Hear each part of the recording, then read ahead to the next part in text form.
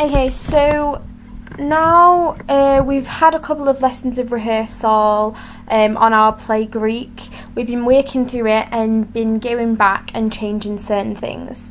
This is a look at our beginning scene. So the building of the set, the waitresses, and how we've changed it around. So I'm going to talk about how we've changed it and also about my evaluations of it.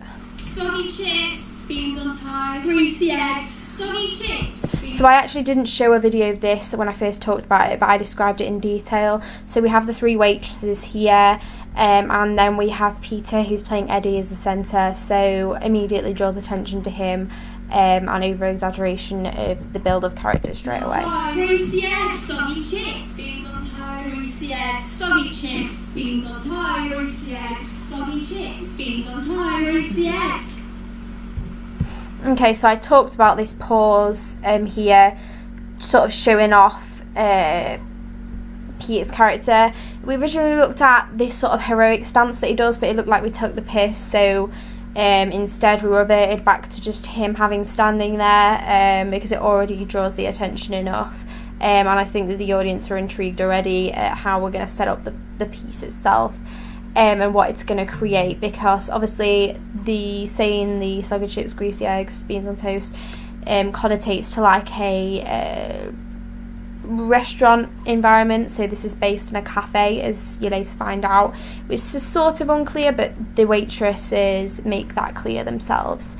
So I think we've improved on this. We've lost a bit of the immediate sort of physical quirks, but the characters still have differential whilst being the same and one unit working together. So I think that works quite effectively. Chips, beans on toast, I wouldn't say or know if it was Bake Off style necessarily, but I think it builds into it because this is only one little section. So I think we needed to exaggerate, maybe using our mouths more when we were saying the words, and more bigger sort of movements. I think with Bake Off it's just about bigger movements, so making this energy levels higher, but I think that it could turn into a more obvious Bake Off. Beans on toast, greasy eggs, soggy chips, beans on toast, greasy eggs, soggy chips, beans on toast. Okay, so the difference between that initial bit, we've set it all up, we go to a certain place, finish what we're saying, and then go to the back. And then obviously this is the cafe is now set up and it draws the attention to Peter. One coffee, please. A croissant and butter. So this was us clearly acting out what he was saying, the feeling of the words, so butter, coffee, and the movement all as one. I think this works nicely visually to see them all move as one and using the language and physicalising the language.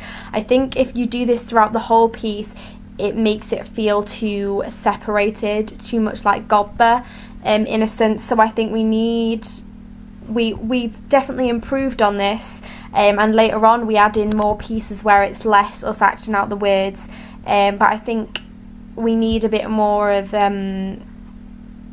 physicalization of words rather than just acting out exactly what is being said. Right, cream. Please, where is the butter so I may spread it lavishly and feel the oily smoothness cover the edges of the croissant? So this is our interaction with Peter. I think we've improved this a lot more.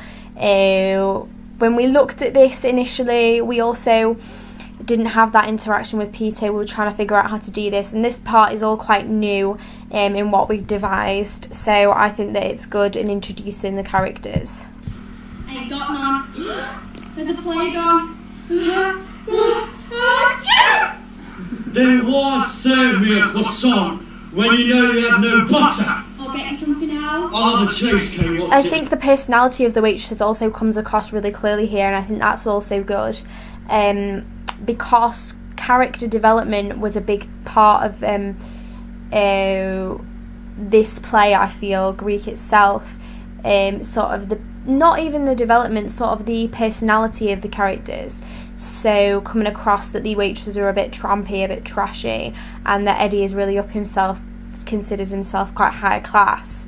I think this is clear here, and we didn't necessarily think about their motivations beforehand like Stanislavski and Super Objective. We thought more about how Birkhoff shows the physicalization and how this comes across with accent, with language, with what we were given in the script, and I think we're sort of making these characters stand out on their own but also come together to make like a trashy cafe environment that Eddie feels out of place in. Our cheesecakes are made from the nectar of the gods, mixed with the dexterous fingers of 100 virgin who have been whipped with bulrushes grown by the banks of the Ganges.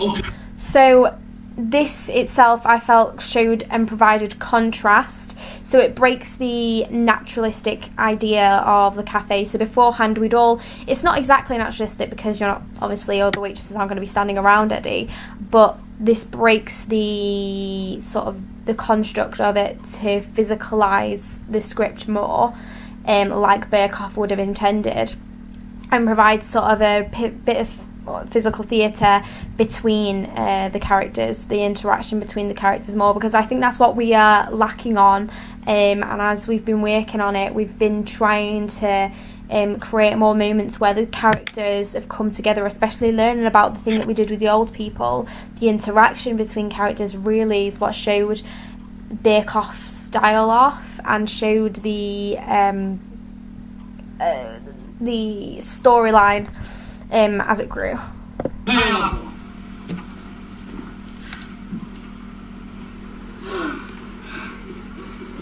I've finished your coffee now, won't have any liquid. I think the movement, some of it is quite fluid, which isn't necessarily how Birkhoff would have intended, but I think we've got enough defined and staccato movements that work. Not all movement has to be staccato. I feel like in that sense, when Leah and Hannah were bringing the cheesecake back, they both moved in, and they got the cheesecake, moved back to Peter, put it down and returned to their normal position, which sort of showed it as one defined movement that had a start and an end.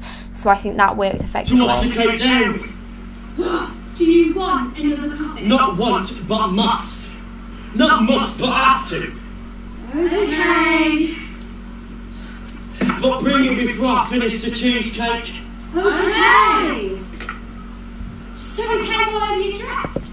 So this bit is something that I talked about before in a previous blog, and what we'd already looked at. So this was a development of that piece itself.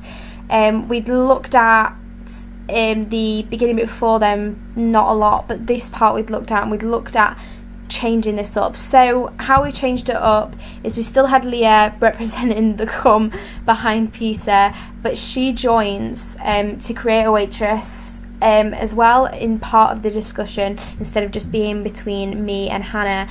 And I think this makes it better because it creates the piece that doesn't feel so separate. Beforehand, it made Leah and Peter feel separate from the actual piece itself, sort of like they were in the background and it was like a distraction to the audience, whereas I feel like now it worked a lot more effectively. Yeah, you bastard. It was all thick and stringy.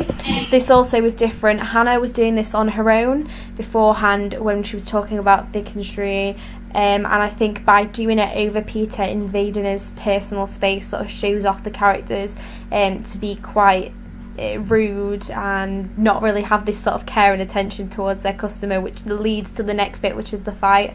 So instead of sort of seeing and Chip had told us this before, seeing each section as separate, we saw it as all together, and by doing this and having these sort of little bits where we're interrupting Peter, Eddie, and where we're intruding and building up this sort of character, it leads to the fight, and you can understand why watching this as an audience. He was sucking me like a madman when man walked. No! What did she say? Don't forget to do behind the ears, she always forgets. So yeah,